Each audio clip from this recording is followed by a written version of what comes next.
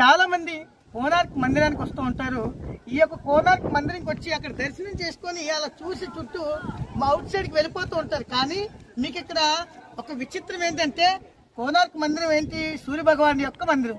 సూర్య భగవాన్ యొక్క భార్య అయినటువంటి ఈ కోనార్క్ మందిరానికి పరమిడి దిక్పాదం ఉన్నటువంటి మందిరం యొక్క వెనుక భాగంలోనే మీకు ఛాయాదేవి యొక్క విగ్రహం ఇక్కడ ఉండేది. ఈ మందిరంలో మీరు చూసుకుంటే చూడండి, చాలా చక్కగా, చాలా అందంగా, చాలా ఆనందంగా కనిపిస్తుంది.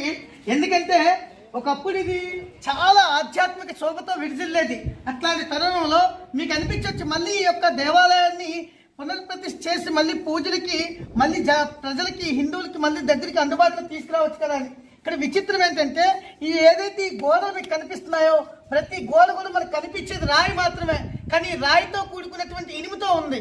కాబట్టి ఈ స్ట్రక్చర్ మొత్తం ఏదైతే కన్స్ట్రక్షన్ ఉందో ఇనుముతో కట్టారు. కాబట్టి దీన్ని మళ్ళీ మనం రీకన్స్ట్రక్షన్ చెయ్యలేము అని ఒకే ఒక కారణంతో దేవాలయాన్ని మళ్ళీ పునర్ప్రతిష్ఠ చేయడానికి అవ్వట్లేదు. కాబట్టి హిందువులందరూ కూడా గమనించాలి, మన యొక్క భారతదేశం ఉన్నటువంటి సనాతన హిందూ ధర్మానికి ఎంత ప్రాముఖ్యత, ఎంత ప్రత్యేకత ఉందంటే ఎంతో టెక్నాలజీతో కూడుకున్నటువంటి ఎంతో ఏదైతే కళ నైపుణ్యాలు రాయిల మీదే ఎన్నో బొమ్మలు చేతులతోనే చెక్కారంటే ఎంత ఓర్పు, ఎంత సహనమో, ఎంత ఇది ఉండదో ఒక్కసారి హిందువులందరూ కూడా అర్థం చేసుకోండి. ఇదే గర్భగుడి.